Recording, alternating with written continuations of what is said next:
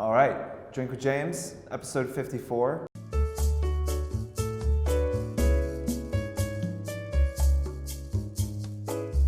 We're changing things up today. So, longtime reader, Flight of Spice, sent this over, which is a beautiful bottle of tequila.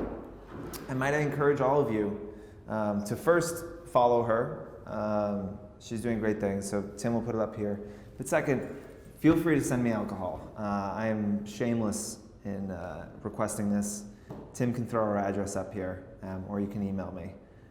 But if you send me booze, I will drink it, unless it is some sort of like aperitif after dinner drink. I don't fuck with that, or gin.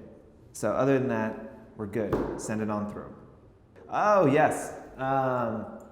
Speaking of tequila, I drank a lot of tequila last weekend. I was in Mexico with a few of my colleagues, as well as my family. I don't know if any of you that follow me on Instagram, if you don't, as always, you should. But the trip was insane. And I was walking around the streets of San Miguel with Emma and Grace on our team, just being like, I can't believe that every blogger doesn't go down here just once a month. It is the most obscenely beautiful place. Really, it is one of the most beautiful places in the world. And I think everyone should go down there, unless you're lame, in which case stay the fuck away and please don't ruin my dream town. I mean, tequila is the only alcohol that's an upper, not a downer. So there's that. It's the only alcohol that doesn't it's not a depressant. So that's pretty cool. Look, I like expensive things. If it is expensive, I would probably like it. So am I drinking, well tequila shots warm? Absolutely not. But will I drink this beautiful, very expensive bottle of tequila on the rocks? I absolutely will, especially if it's in my Baccarat glass. So I think tequila is fantastic. I feel like I need some sort of armchair maybe one day. My goal, maybe in a year or two, I think maybe it'll be the next office. Maybe in the next office, we'll have a dedicated Drink with James set. And I can have a little fireplace, and maybe a lap dog, and a lot of rich mahogany and velvets, and just sit there with a pipe and a smoking jacket and talk to you guys. But this is my goals. Let's go on to y'all's.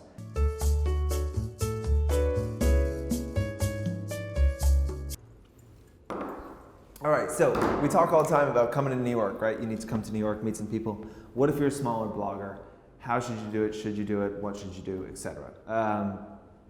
We say all the time, know thyself. I think that's the first thing. Let me just actually step back. Well, I'm going to walk back from that. Kind of two things. One, doesn't hurt to ask. You can literally ask anyone you want to have a meeting. If they don't want to have a meeting with you, they probably just won't answer your email. That's okay. A lot of my emails don't get answered. So I wouldn't sweat that too much. Feel free to just throw it out there. The second part is, know thyself a little bit and understand where you're at and what is reasonable. If you have 20,000 followers, that's amazing. I don't want to downplay that. But are you going to get a meeting with Dior? Probably not. Almost definitely not. So that, will you eventually get those meetings? I hope so. I hope you grow, and I hope your content progresses to a place where you can build a relationship with those kind of blue chip brands that you want to work with. But everyone starts somewhere, and so I think dependent on where you are and what your level is, you need to look for brands that are kind of in a similar life cycle. Either they're emerging brands that don't have a lot of traction yet, which could be great, or they're large brands that maybe are generally less desirable to work with. I don't mean that they're bad brands, I just mean that they're not, the brands that every single influencer in the world is organically working with already. Brands that need help and maybe aren't getting hit up by influencers all the time to have meetings and to drinks and want to do these projects. So those brands, just like influencers, right? If they're not getting hit up a lot, you're much more likely to get in there. So try and find someone who's kind of in your same arena and reach out. And again, we've talked about the pitch before, but you email them, you're coming to the city, you'd love to grab coffee, have a meeting, whatever, you love the brand, If you've done a post about the brand before, link to that post. Try and make it really easy for them to know that this isn't going to be a waste of their time. Sometimes you can make the meetings really short. I don't know that you need to have a 30-minute meeting with every brand. So there's some that maybe you just want to spend 15 minutes. You can have a little carrot of like, hey, I've got an idea I'd love to talk to you about. You actually then have to have an idea. You have to sit down and say like, okay, here's something I want to do. But yeah, you just want to make it really easy for that brand to say yes and agree to meeting with you. If they don't meet, if they say they're too busy that time, keep up the relationship so that when you email them the next time, when you're in town the next time, that you're more likely to get the meeting. And I'll say this, like, if let's say you go to New York twice a year for meetings, and you email a bunch of brands and you ask them for a meeting, and then let's say you email 40 brands and 10 say yes, okay? And then you come back to New York half a year later, you email those same 40 brands. You kind of, what you want to do is if you email a brand and say, I'd love to meet, and they say, so sorry, I'm super slammed. Over the next 6 months, check in once a month with something so they recognize you, Post about their brand a month after and say, hey, I saw this, I thought you'd like it. Follow them on Instagram and, interact with them, comment on their stuff, whatever it might be. Learn something about, maybe they have a dog and you send them a fucking new leash. I don't know what, but if a brand answers the email but doesn't take the meeting, that is your opening to build a relationship with them. But a relationship is not emailing them every time you come to town and being like, can you meet now? Because they have no real reason to do that. So if you can get them to answer the email, start to try and build a relationship with them. Make sure you stay on their radar once a month with something. And then when you come back, it's like 6 months later, it's like, oh, hey, I'm in town again. We should definitely meet up, because now they feel like they know you. You're interacting with them on social. You're doing stuff. You're sending them emails. You're much more likely to get that second meeting. Yeah, you don't go and follow the brand. You follow that person. Find their personal account, follow it, and start interacting. And you don't have to do everything. You don't want to seem desperate. Don't be commenting on every photo with hard eyes and, oh my God, I love this so much. You want to be a little discerning, but make it authentic and real. And just try and be like friends with the person. I'm sure you guys have internet friends that you haven't met yet, so just try and do that. And if you can't find them on social or you don't want to do that, again, you can just send them an email once a month. Hey, I posted this thing about your brand.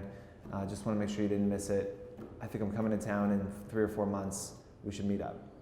Thousands and thousands of small brands that don't have people that do influencer marketing. We work with brands who have whole departments that all they do is influencer marketing, right? They're very advanced. They spend a lot of money, time doing this. There's a lot of other brands that are spending their time figuring out manufacturing and marketing and trying to find product market fit and all of these different things. They don't necessarily have time to have a full influencer strategy, and they would welcome somebody coming in and saying, hey, I want to work with you. Here's the idea. Can we make this happen? So, where you find those brands is, that's kind of on you. That's part of your job as a fashion blogger, if you're in fashion. But outside of that, any brand, right? If you're into cycling or hiking or cooking, if you don't have your finger on the pulse of like what are the new interesting brands, then like you may not be very good at your job. So you should know who those brands are and try and build relationships with them early, especially if you feel like this is going to be a thing one day. And helping those brands that you feel like it's going to be a thing early on can be really nice. I remember like a friend reached out to me to be in a outdoor voices shoot like before they launched. They just had like samples, and I was just like, whatever. Like, yeah, I don't know what the fuck this brand is, but like, sure, you can take photos of me running. And like looking back, if I was doing the influencer thing, like building a relationship with that brand early could have been really helpful.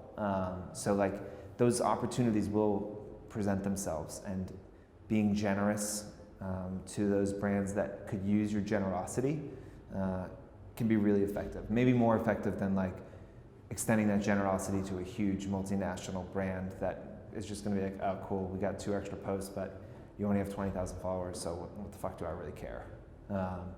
So you want to go, focus your energies where your impact is going to be felt.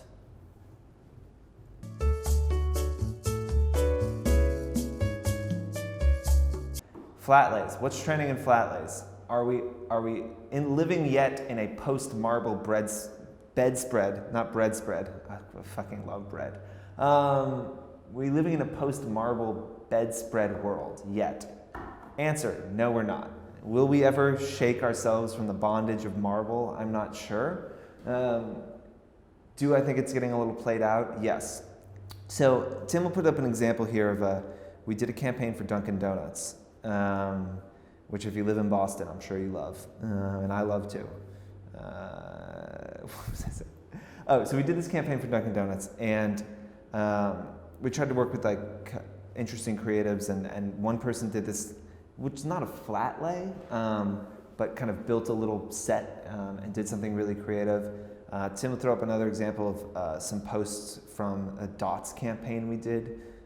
So we've done a few campaigns where we've worked with people who we felt like are more like creative directors or designers or artists, and what they do with flat lays, quote unquote flat lays, is incredible. And I think that if a brand is paying you, or not, if you just are trying to be creative, like if you are just laying something on marble and taking a photo of it and you're getting paid for that, like it's pretty fucking easy, okay? Like I know that like if you're shooting an outfit, it's not super easy, right? You gotta pick a location, you gotta make sure the weather's good, you have to get a photographer, you have to do all this stuff. Like if you're putting a moisturizer on a fucking marble table and laying your Chanel next to it and taking a photo, like, and you got paid $3,000 for that, like there's no way you can tell me that that is difficult. It's not really that hard. So the people that really spend the time to come up with a creative concept for the flat lay, maybe buy some, very easy to buy seamless paper in any color. You go to any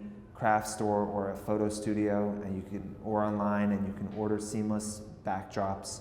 I think Man Repeller does a good job of this as well. Maybe Tim can throw up some examples. I know they have a little studio, but when I say studio, it's like seamless, this big that goes out like this long. It's not big, and then they have like one light on it. I think you can do more interesting things, and you can challenge yourself to be better than marble and brass. That still works, but I think that it's a nice way to be able to differentiate yourself. And I think if it's a sponsored post, I really feel like you should be doing more. There's another woman I love. I don't know how to pronounce her name, so Tim will throw her account up, but she and her boyfriend do really creative, like flat lay, product-focused photography that is out of this world. And granted, they're seemingly decently strange and creative, eccentric people, but this is the kind of thing that I know for 4Card, we're pushing more of our clients into that when they need product-focused photography and pushing it away from people that are just going to do marble flat lays. So good way to differentiate yourself, good new skill to learn, something that not everyone is doing, so maybe somewhere where you can kind of gain some traction.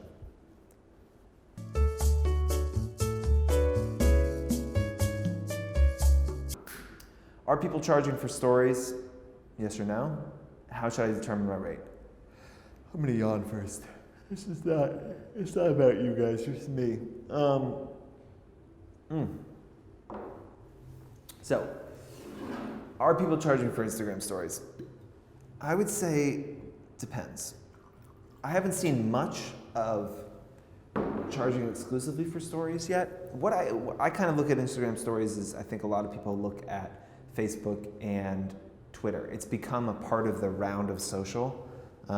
If you have a blog post or an Instagram up, you want to drive as much attention to that as possible. So you're going to tweet about it. You're going to put it on Facebook. You're going to cover it in Insta stories and say, hey, there's a new blog post up. Hey, I have a new, you're going to put a big fucking emoji on your picture and say, new post, go check it out. Which the first person I saw do that was my 13-year-old niece, who started doing it right when Instagram stories came out. And I was like, this is so stupid. Why is she putting in Instagram stories like new post, check it out, please like. But now I see all the bloggers doing it, so I guess it does make sense. Anyway, I digress. because it's seen as like a round of social essentially, and it's promoting and pushing people to the main property that you're charging for, I don't think most people probably charge for it. I think it's natural that if you do a sponsored post, you're going to want to cover it on Insta Stories because you're going to want to push as many people to that post. That totally makes sense. Now, if you're huge, if you're watching this and you have 500,000 or 1 million influencers, 500,000 or 1 million followers, and your posts have gotten prohibitively expensive for some brands, then I can see you selling an Insta Story. You know, my back of the napkin math on that would probably be 10%, 5 to 10% of your normal cost of a post. Do I think that will go up in the future? Yes. Do I think brands are going to start specifically buying Instagram stories? Absolutely. It's certainly something 4Card's already looked into as a way to work with bigger, like blue chip, well-known influencers on a kind of less expensive basis. But we're still kind of in the beginning of things on Insta Stories. So that's kind of how I would look at it. If you're a smaller blogger, I wouldn't charge for it. I mean, again, if you're charging $500 a post, is it worth telling the brand that it's another $50 if they want an Insta Story? Probably not. Just do it. Do it, make them feel good. It's a nice way to give a little bonus. The brand gets it in their DM, so they see that you're posting it. Maybe do a few posts so they can kind of see that. That's a nice thing for a brand to see. So if you're not supporting your posts with Insta Stories, then you're doing yourself a big disservice. The other thing is it's a nice place to cover brands that aren't going to make your Instagram. People that sent you stuff that maybe you don't want to post about on the actual Instagram. Really nice place to kind of cover that and tell that story. Well, look, Tim and I aren't done for the day. We have many things to do, and you guys are keeping us from it. So I bid you adieu.